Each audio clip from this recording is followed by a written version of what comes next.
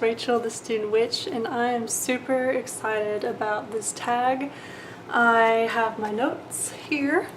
I have a list of questions, and I'll include the list of questions below as well as lots of links to a bunch of stuff that I'm going to mention in this video. But just to give credit where credit is due, I first heard of this tag through Jessica Starr, the StudentWitch. The StudentWitch's channel is a channel I recently discovered probably about 2 months ago, and I love it. If you're into witchy bullet journaling, MoonTimeMagic, and talking about bleeding time in a healthy, very feminist, empowering way, as well as other witchy goodies. I highly recommend that channel. So I saw that Jessica had done the tag, and then I found out the origin of the tag, which was done originally by the Angry Alchemist. And that's a channel I never heard of, so go check that out. I'll have a link below as well. And like I mentioned, there'll be a whole bunch of links down below because I have all sorts of goodies in front of me to talk about. So let's get into the tag. So question number 1 on the MoonTimeMagic tag: how can you tell your moon is coming? So I can tell my moon is coming because, I'm about a week away from my moon time right now, so I'm feeling some of these symptoms. One of the first signs that I know that ovulation has occurred, and now I am entering into the luteal phase, which is the phase that you're in right before your bleeding moon time comes.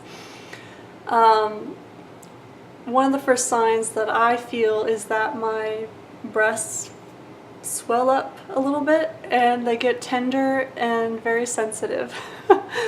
And so they basically increase, like, it feels like sometimes almost half a cup size, and it literally is a change from day to night. Like one day it's normal, and then the next day after ovulation has occurred, it's boom. They're all of a sudden bigger and way more sensitive. Another way that I know my moon time is coming is the foods I'm craving. I crave a lot more, of course, chocolate, which I think actually this might get into question number 4 a little bit. But leading up towards my moon time, I crave more fat-filled, fried kind of foods. So chicken wings and like good old home cooking that's just rich and nutritious and delicious. And I do a lot of my own cooking, so I have a lot of control over what ingredients go into my food, and I always make sure to make like really scrumptious, like slow cooker kind of just delicious foods. I'm very much a food person. I love cooking and I love eating, so yeah, I crave a lot less salad and a lot more meat and potatoes kind of thing. My mood also changes. I have a little bit less patience for things, but I also feel like there's definitely that urge to retreat into solitude, retreat back into the cave. And at the same time, though, I feel a lot more emotionally open or empathetic. I cry a lot more. I feel a lot more righteous anger and righteous indignation at the crap that can happen in our world and is happening right now. So I freely express my emotions a lot more, and it took me a long time to own that and develop kind of a healthy relationship with that, because I was told my whole life that crying was bad. Crying was a sign that something was wrong with you, not necessarily that something was wrong with what you're crying about. And so don't cry. You're making other people uncomfortable. Crying is bad. Expressing emotions is bad. That's just how I was raised. So it took me a long time to own my tears and to understand them as a necessary expression of deep emotions for me. I cry out of joy, I cry out of sadness, I cry out of gratitude, I cry out of compassion, I cry out of anger. And those tears just flow a little bit more freely leading up to my moon time. So yeah, the food cravings, the breast tenderness and swelling, plus a little bit of kind of bloating in my abdomen, and also the emotional changes are the first signs that I know that my moon time is coming. However, I know exactly more or less when my moon time is coming because I practice the fertility awareness method, and let me show you kind of a chart what that looks like. This is a completed chart from my last cycle. And I have actually a whole playlist about the fertility awareness method and how important it's been for me and how healing it's been for me. And I also, this past February, started a Fertility February kind of video series, and I plan to continue it every February from now on. So if you want to check that out, I'll have that pop up. I believe it's this corner here, or it might be up here. But the fertility awareness method is basically a method of body literacy. Some people use it to achieve pregnancy, some people use it to avoid pregnancy, and some people it changes as they go through different stages of their life. I'm using it right now to avoid pregnancy. So it's not the rhythm method, and actually if you check out that playlist, I have a whole video debunking different myths about the fertility awareness method, but it really is just body literacy. It's reading the signs that your body is giving you to let you know exactly what's going on throughout your menstrual cycle. Whether you're fertile, when you're not fertile, when your next moon time is coming, for example. So I often see in my chart a temperature dip. Oh my god, I can't talk today. A temperature dip. I said dip and shift at the same time. That's what I did. But a temperature dip, right, usually a day before or the day of my next moon time coming on, when I start bleeding. And that has to do with all sorts of different hormones that are being released at different times, and I don't want to get into it here, but yeah, I practice the fertility awareness method just to see how my overall health is going, but also to know when I'm fertile and when I'm not fertile and all that kind of jazz. So yeah, that's how I know exactly more or less when my moon time is coming. Okay. Question number 2, how do you cope with the bleeding? What products do you use and how do you use them? And this is something that I really appreciate from the StudentWitch's channels, because she often talks about menstrual products and reusable and environmentally sustainable but also healthy menstrual products, in the sense that they're not made of cotton that is filled with chlorine and bleach and all sorts of different chemicals, which by law, a lot of these companies that make these mass-produced menstrual products, they're not required to list the ingredients on them. So anyway, I appreciate that. So Jessica Starr, if you're watching this, right on, girl. But my menstrual products are a DivaCup, and this is the Diva wash that come with a cup. And recently, probably about 4 months ago or so, I invested in a pair of period panties, and I'll get into these here in a second, but let's talk about the DivaCup first. So I'm going to show you my cup, but forewarning, my cup is stained. It looks gross, but just know I wash it regularly. So usually at the end of a period, I will wash it with the Diva wash. Then I'll use one of these. Okay, these are like little flosser tools. You can get them at any grocery store or Walmart or pharmacy. This is the brand my husband gets because he uses these all the time. Right? And it's a little tiny tool. Okay, it's kind of like a pipe cleaner that you would get at an arts and crafts store, at least this little part is. And I actually learned this little trick from FemmeHead. FemmeHead is a YouTube channel. I'll link her channel below, but it's a pretty popular channel. She talks about the fertility awareness method, but she also talks about things like minimalism and being vegan. So if you're into all of that, I'm not vegan by the way, but if you're into all of that, check out her channel below. But she mentioned using these a while ago in one of her videos for cleaning the little holes that are around the edge of your menstrual cup, because I think pretty much all menstrual cups these days have these little holes because they help the cup maintain its suction and stay in place. And so you can use one of these guys and you can just poke it through. Ooh, I just bent it. Poke it through the hole to clean the holes out, like so. Okay, and like I said, my cup is, I've had this cup for a while, probably over a year. I like the DivaCup, it fits me. I use the C shape to get it up there, and then boop, it pops open, it stays in place, it rarely leaks for me. I don't even feel it when it's inside me.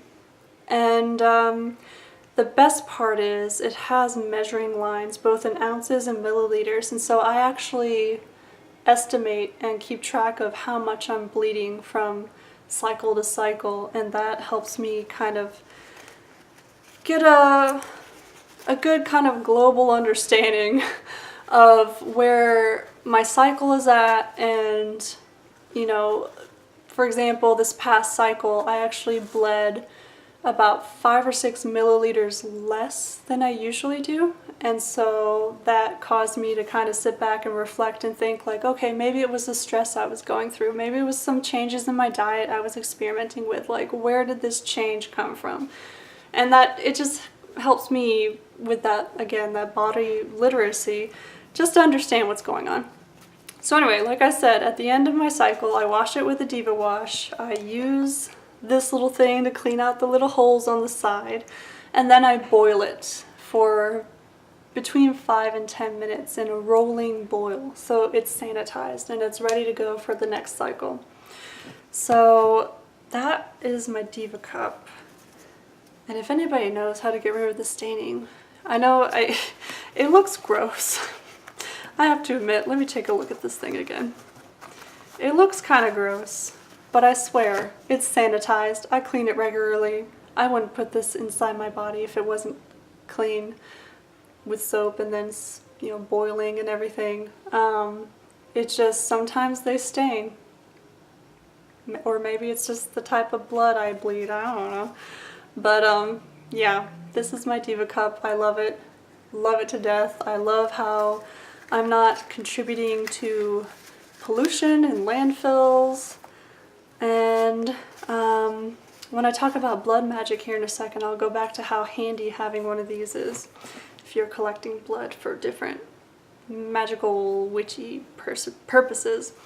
But this pair of period panties, I cannot for the life of me remember the brand, and I was checking and it doesn't mention the brand, I don't think.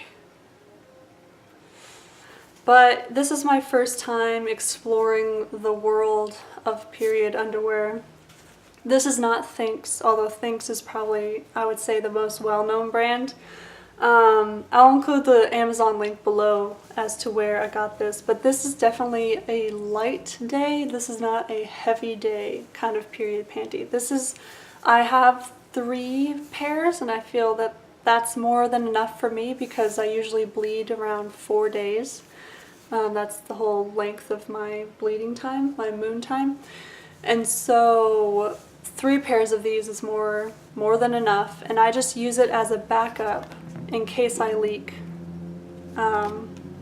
with my period, my DivaCup, in case I didn't put it in well, or if I was in a hurry and I didn't pay attention to what I was doing. I'll wear a pair of these and I feel that it's more than enough, but I would not on my heaviest day wear just this, because this is only built for very, very light days. And as like a panty liner, it's not built to be a pad, it's built to be a panty liner and that's it kind of thing. But I love it. They wash, I just toss them into the washing machine with the rest of my clothes, and then I hang them to dry. I don't put them in the dryer, I just hang them to dry. They're comfortable and they get the job done. And they're also very, very affordable, which is one of the reasons why I opted for this company, even though I am very interested in trying out things and trying out other companies, especially companies that have kind of ethical missions. You know, they donate so many menstrual products per pair that they sell and that kind of thing. I really dig that. But unfortunately, being a poor grad student, you know, I had to kind of count my pennies and save up to buy the pairs of these that I have. And so I think they're somewhere between the $12 and $15 range. And I believe Thinx is more in the $30 to $40 range. So take a look at these. Like I said, I'll include the Amazon link below to these because they're perfect for my needs. I love them. And that's it. That's all I use for my moon time. Okay, so question number 3. How does your spiritual or magical practice change during your moon time? Now this is probably one of the most interesting questions for me because I, not too long ago, probably about 6 months or so ago, between 6 months to a year ago, I really experimented with working my spiritual and magical practice around my menstrual cycle.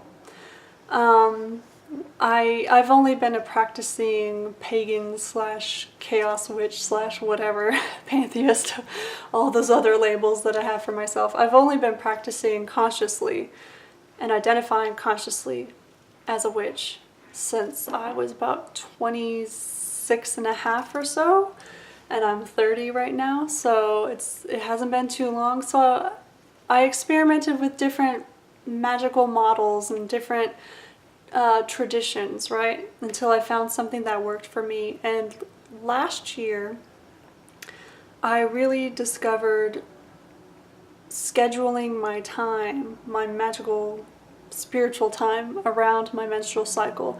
I tried to line things up with the moon and try to hold ritual, or just do simple things around the lunar cycle, but I could never keep up with it the same way that I could with my menstrual cycle, which was really interesting to me because my menstrual cycle doesn't always line up with the moon, and I don't think many people's do. Like, it's not like I ovulate exactly on the full moon and my moon time starts exactly on the dark moon. It's rarely like that, if ever. And actually, as the years, or as the months and the cycles go on, it kind of flips. So sometimes, as the moon is waxing and approaching the full moon, I'll be in my fertile phase. And then as the moon is waning and approaching the dark moon, I'll start my moon time. But other times it's switched. For some reason, my cycle just kind of varies it up. So sometimes I'm fertile more around the time of the dark moon, and then I'll have my moon time around the time of the full moon. I don't know why it does that, it just does. I guess it likes variety. I don't know.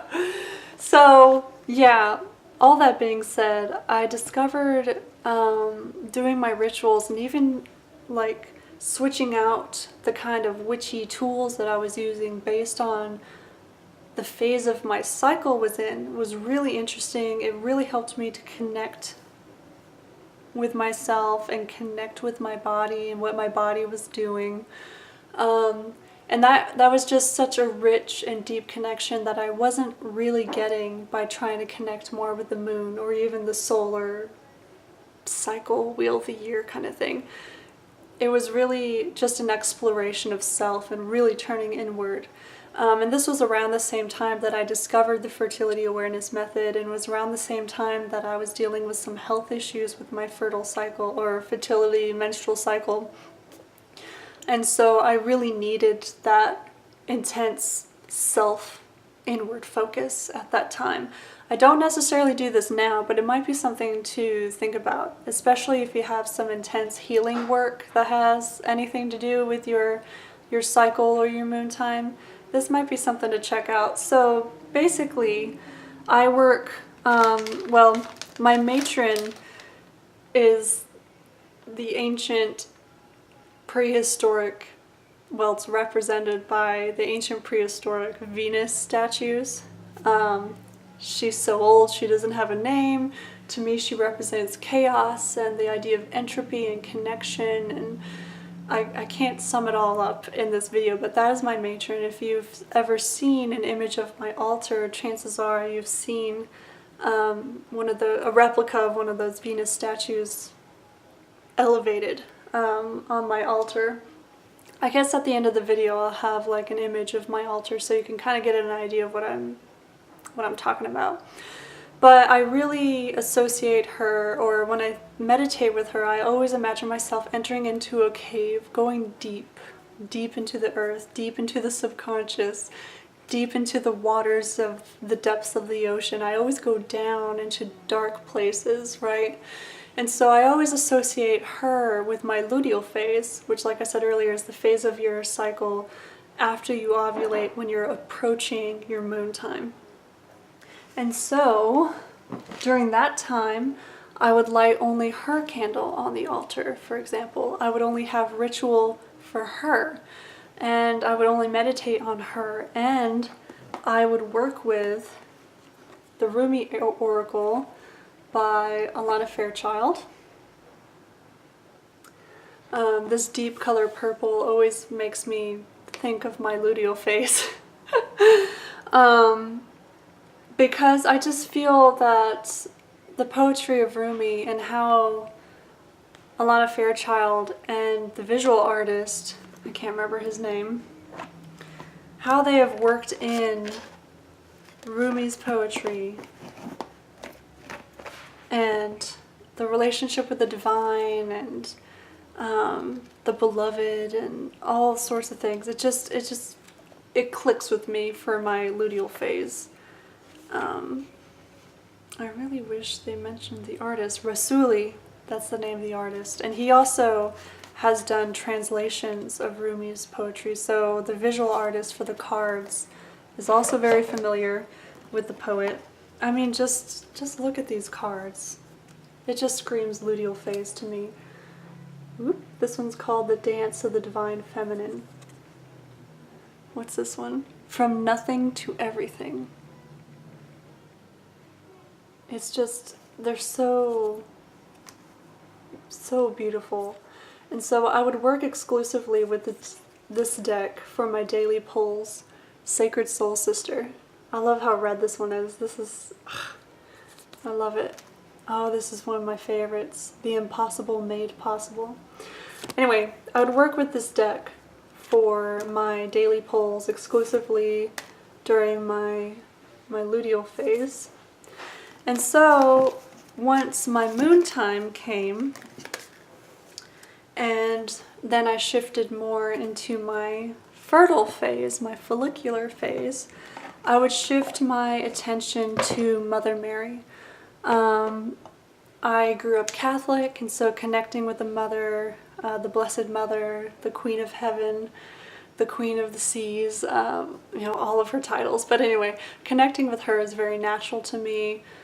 I have the rosary beads that I was given at my first communion I have draped over her. I have a statue of her on my altar, and she just kind of helps me to connect with a slightly different aspect of the divine feminine that lives within me.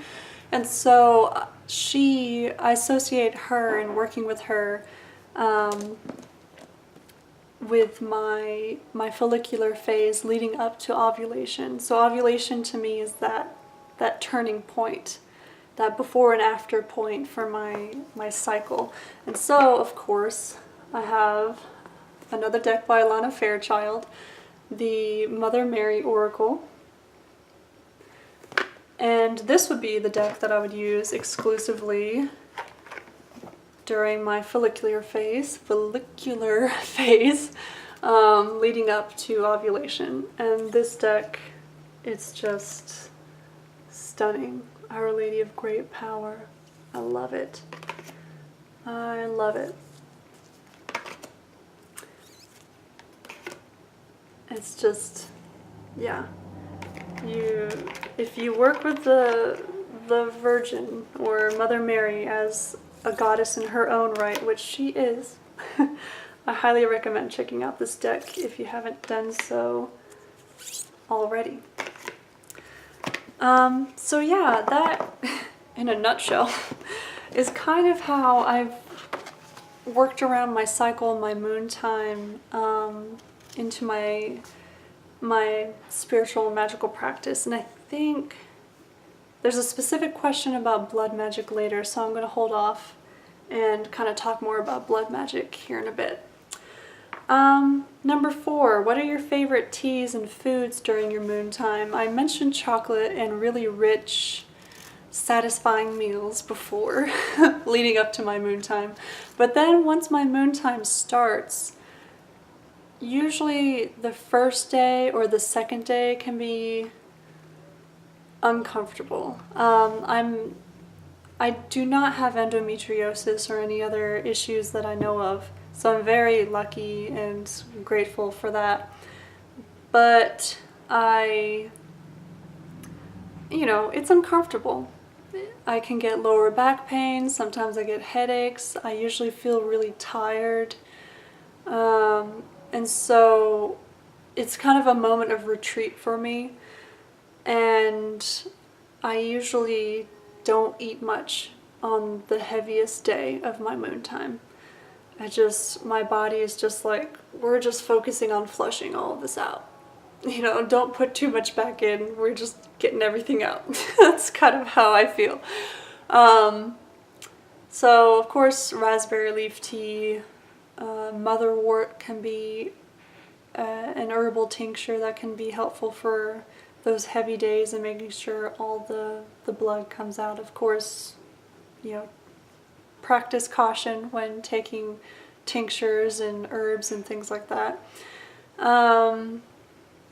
But yeah, I usually prefer really light meals on the heaviest days, just because I just feel kind of gross and uncomfortable.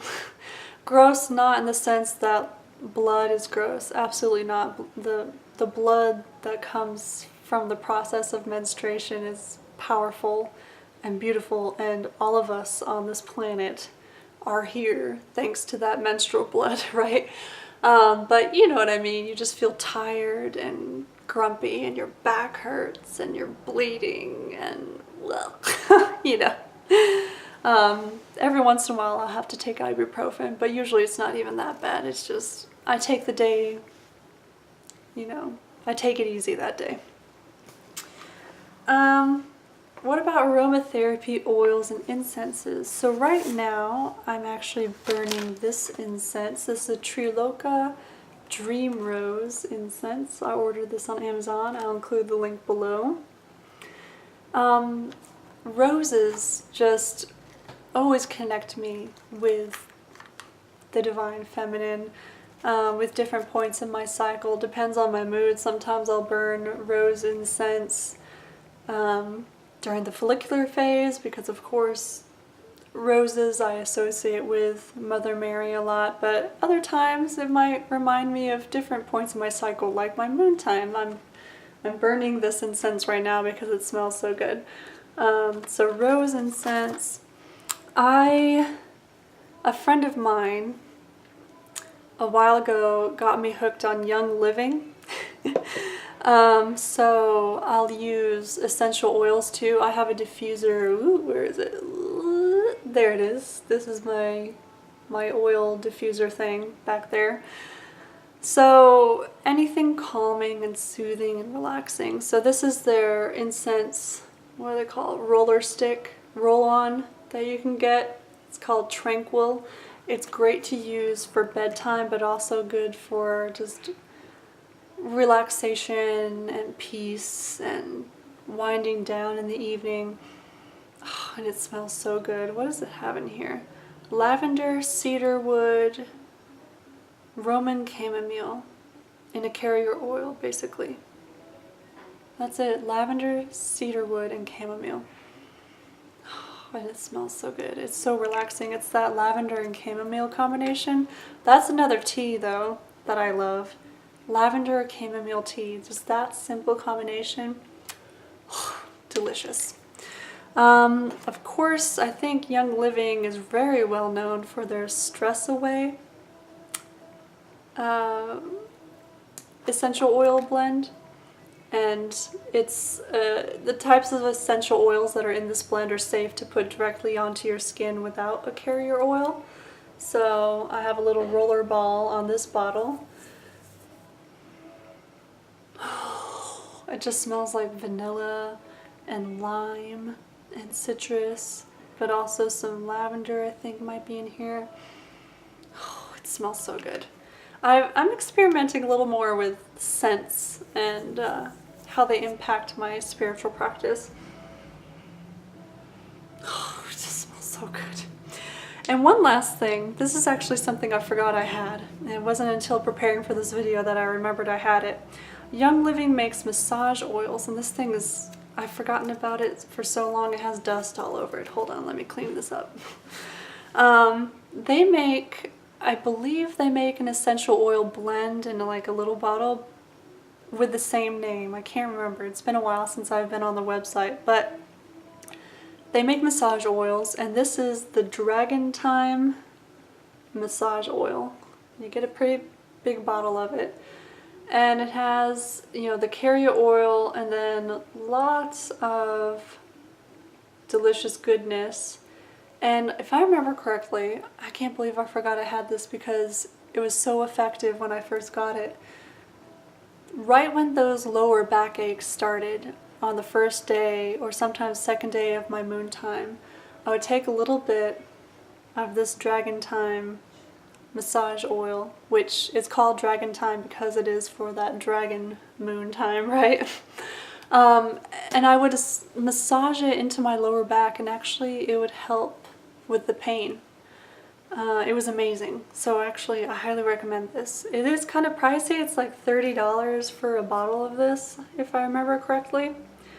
But it's a pretty big bottle, and a little bit goes a long way. So if you have a partner who is sympathetic and compassionate, and they understand that your back is killing you and you just feel crappy because it's your moon time, it's a heavy day, blah blah blah, maybe, you know, for your birthday or anniversary or Christmas, kind of drop little hints so that they can get you some of this. Because you don't need to be a Young Living member to buy the oils. Of course, if you become a member, you get a slightly cheaper price. But yeah, maybe drop a few hints, get them to get you a bottle, and also get you a nice relaxing back massage with this stuff because it works and it smells great. It has lots of jasmine scent to it, so if you like jasmine, yeah, it smells really good. It's relaxing in a different way from like chamomile and lavender. It's more of a jasmine kind of, I don't know why I associate jasmine with the moon, especially the full moon, but jasmine moony moon time massage oil. So I also use this. Oops, and it fell over. Good thing the lid is on. There we go. Okay, do you have any rituals or special activities? Oh, I think I actually covered that already with question number 3. How does it impact your or change your spiritual practice? Yeah, just like I mentioned before, I'm always conscious of it. You know, since I practice the fertility awareness method, I am taking my temperature, my basal body temperature, every day. And then when I know I'm in my the fertile zone, I also check my cervical mucus. So I'm just very in tune with my body, or at least a lot more in tune than I used to be. And so that in-tunement kind of leaks into all different aspects of my life. I talk about my cycle all the time with my partner. I'm aware of what phase I'm in when I am, you know, doing meditations or thinking about spells and whatnot. And I believe the next question is, how do you feel about incorporating blood magic? So yeah, let me go ahead and answer that question because all of this is kind of tied together in my mind. I am down for blood magic, especially using moontime blood. I've done it before and I will continue to do so whenever necessary. So for example, a few months ago, my partner and I were going through kind of a stressful time with a lot of uncertainty. We didn't know if he was going to have to leave the country and go back to his home country, which is Chile. We thought we might be moving to Chile this year. Turns out it's next year. We didn't know if we were going to move to a different state or stay in this state. We didn't know if we would have to leave our apartment. It was just incredibly stressful. And menstrual blood, for me, is incredibly powerful because it, especially if you produced it yourself, it comes from your body. It pumped through your veins, you know? And it comes especially out of your womb, out of your uterus, out of the seed of creation, right? And I'm not talking about procreation or reproduction here. I'm talking more symbolically. The seed of your creation, the abyss from which all possibilities can happen, right? And so it is just packed full of just potentiality. And so a few months ago when I started using it, my intention was to kind of use it to mark my territory, but also to offer it as an offering to the spirits of place, which I might have to make a video about this at a future time. But every day I give an offering in our little apartment backyard back here. I usually burn sage, and I always say to the spirits of this place. I don't know what spirits they are. Of course, as a chaos witch, I'm conscious of the fact that I'm adopting the spirit model for working with those energies, right? It's just, it's a good gesture because this piece of land, this piece of earth where this little apartment is, it's letting us live here. It's giving us a place to call home, so I like to give a little bit back. And so during those times, those kind of stressful times a few months ago, I would actually, on my heaviest day, collect my blood in the DivaCup. I would pour it in a little glass, made of glass. I would leave it overnight on my altar as an offering to my matron. And then the next day, I would pour it on the ground out in our backyard under some trees far away from, you know, where anybody walks or anything. It's, you know, it's under some trees. No one's going to step on it or anything.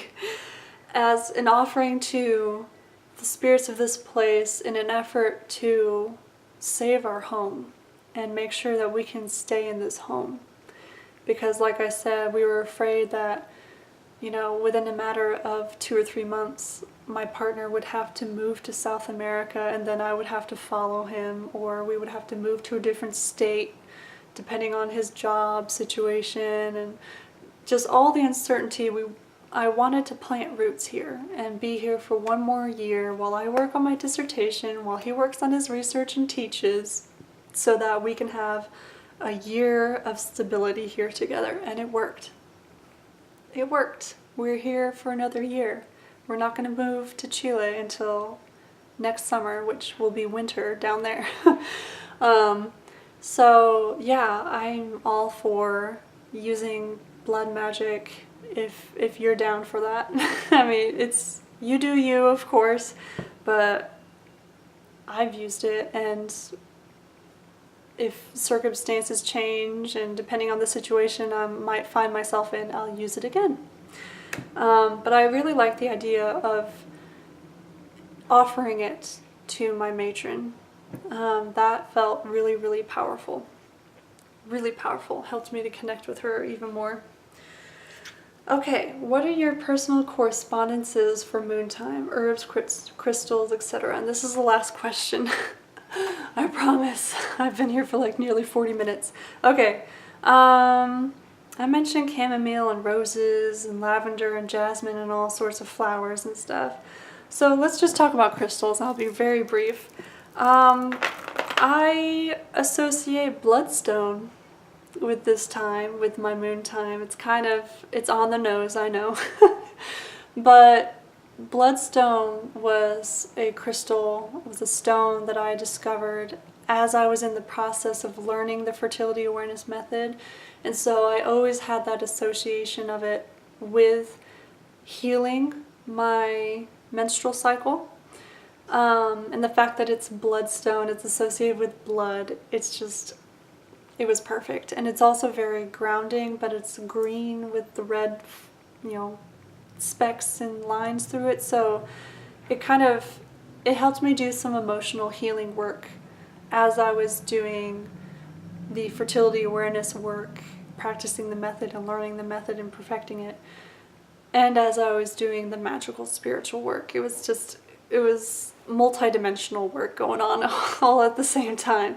And bloodstone helped to kind of anchor me, helped me heal some heart, emotional chakra things going on, and helped me kind of sit back and remember my body every once in a while, because I can tend to be a pretty cerebral person. So this is the first piece of bloodstone I got. And then a little while later, about a year or two ago, I found a shop on Etsy that made mala beads with bloodstone. So if I feel like I need to ground, if I'm getting too stuck in my head, I'll work with the bloodstone mala bead set that I have. So, and I love them. It's just gorgeous. Feels really good. So that is the stone I work with during my, at different points in my cycle, but really during my moon time. So yeah, this was the MoonTimeMagic tag. Tag your it if you so choose. This is a really interesting subject, and it's great that witches, warlocks, wizards, and pagans are talking about it. So yeah, I'll end this here. I'll end here in a bit with an image from my altar, so you can check that out. I think I'm gonna do a quick little altar tour here soon. And yeah, until next time, many blessings. Bye!